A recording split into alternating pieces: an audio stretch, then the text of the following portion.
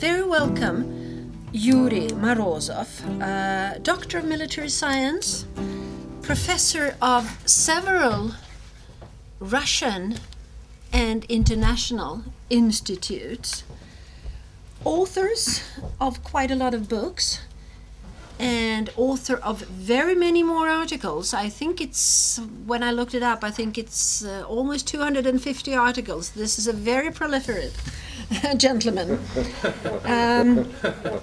And he has also been working in peacekeeping missions, activities, in 3 areas, as I understand, in former Yugoslavia, in the Caucasus, and in Afghanistan. Thus being very experienced in the matter. Please, Yury, the floor is yours, as we say. Thank you very much. Dear ladies and gentlemen, as you remember, in the beginning of the 19th, when Cold War was over and social system was collapsed, there were a lot of military conflicts on our planet. It was approximately 43 conflicts in Eurasia. Most of them were connected with the struggle for independence, but some of them were struggle for the natural resources. Okay, 20 years has passed, and it looks that situation must be stabilized. But unfortunately, according to Uppsala research project, the results for today is the following. There are 17 military conflicts related with struggle for independence, either for resources. As a researcher in our academy, we are looking for where is the possible hotspots in the future, and we count around our border more than 6. And one of them is, from my point of view, is the most dangerous. That is the next competition or next hotspot in Arctic region. Similar question, why? Because of the natural resources. According to the statistics, there are more than 25% of global resources of oil and gas which are located in that area. And due to the melting of the ice, in 2050s, the ice will be thinner for 30%. And it will be quite possible to take that resources for the benefit of the state. Because we know perfectly well that economy rules by the policy and military policy also. And we also know perfectly well that that resource is absolutely needed for the economy of well-developed states. And who is going for that competition? Of course, pre-Arctic states and other actors who wish to be a member of that region. As that results, it goes for the competition between states, not only for the resources, but for another purposes of that region. There are several of them. Military strategic position of that area. Because from that area, it's quite easy to start for the ballistic rockets and to put warheads to the proper destination due to the orientation of our planet in the cosmos. Another thing, that is the short path over the air, over the space and over the sea, if the ice will be melting. Will be the shortest path. And unfortunately, in that reasons, each state who are involved in that process, looking for the future benefits, they try to guard their national interests with the using of military power. I give you some examples. For example, United States. Alaska is against our territory, I mean Russian territory, Chukotka. He is unarmed for today, but Alaska has a more than 54 military bases located in Alaska region. And there is a huge stockage of military weaponry there. There are the biggest military bases for the Navy and Air Force. American warships, due to the melting of the ice, can provide the activity most of the year. And it's not a secret that activity of reconnaissance warships, aircraft is increasing steadily. And also atomic submarines who are going on their patrol, they can wear a nuclear weapon and conventional weapon with modern weaponry. Another thing which are militarized that region is first line of anti-missile global defense system of the United States. And in that process, not only Washington is involved, it is involved other countries from NATO. And in that regard, due to the melting of the ice, the Secretary General of Alliance told that it must be increased military activity in that region. It's not to be forgotten that Canada also militarizes their national territory. There are increasing number of icebreakers, rangers, etc., etc., etc.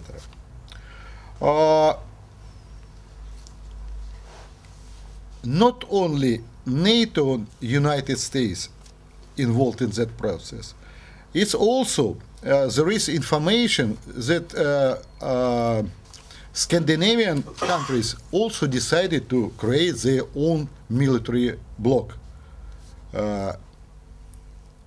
His strength is rather shake military experts in our army, because it will be 600 warships and 600 military aircrafts. That's huge amount. Even from the Scandinavian stick, start thinking Russians what to do, how we can reply. We're just speaking about the Scandinavian bloc. Plus, additionally, we have to speak the number of warheads, warships, etc., coming from the NATO side, and plus American. So, in that regard, Russia is not wondering, but trying to do other steps to protect their own interests, because also pre-Arctic states and they have their territory which are to be protected.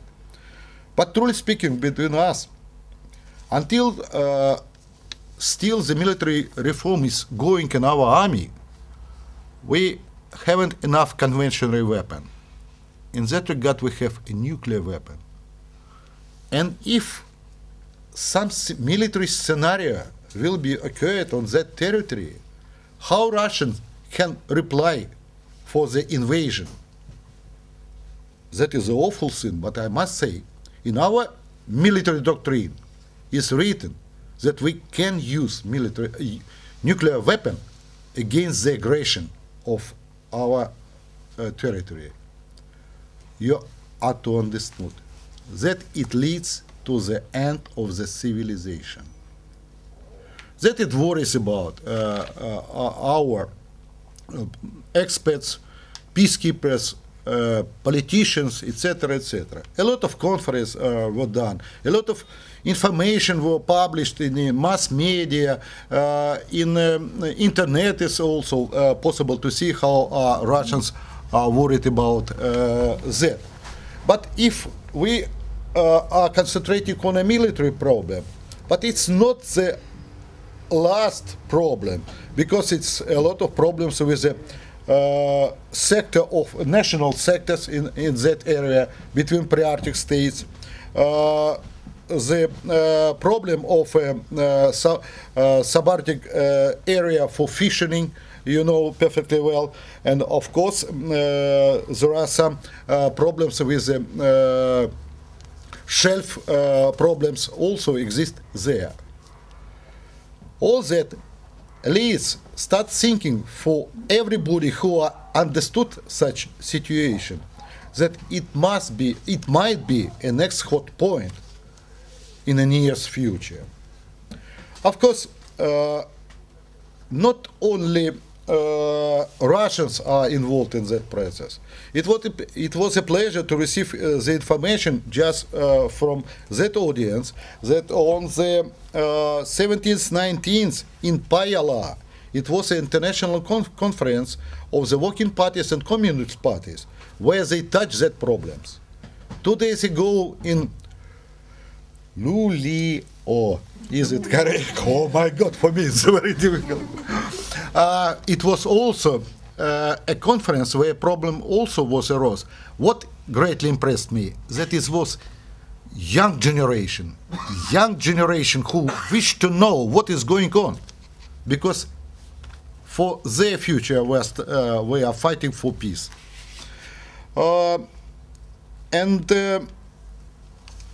One more, I say that there is one more thing which I can tell you. That is my first visit in your country. And I'm very glad that I found my colleagues who are worried about that. They are not calm and quiet. They protest against that with peaceful means. And even 2 days ago, downtown of Stockholm, when I arrived here, I was the eyewitness how people are to protest against the militarization of Arctic region. And among them, it was a man who not only speak about that, but he sung about that. It was so unusual for me that I'm just asked for the author, please give me the words in the English language, and he did it. That is Jan Hammerlund. I think he ought to be listening with us. Thank you. I tried to think of a Russian song to sing, and I did remember a very beautiful old song by Fauske and Sakharov. I'm a pacifist. This doesn't mean that I would condemn anyone for using some kind of weapon to protect her or his life or their homes. And this, in fact, is a tribute to the Russian partisans in the Second World War. The people who probably saved us all from a Nazist nightmare.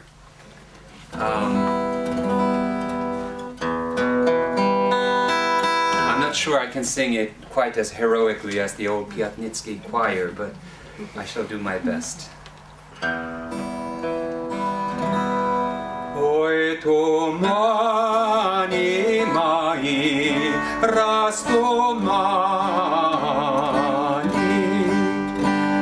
ой, родные леса и луга, уходили в поход партизаны. Уходили в поход на врага,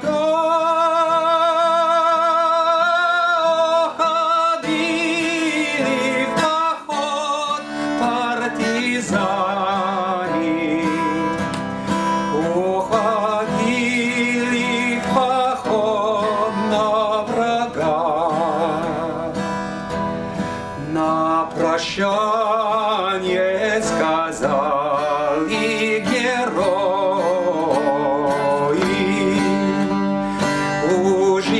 ожидайте хороших вестей и по старой Смоленской дороге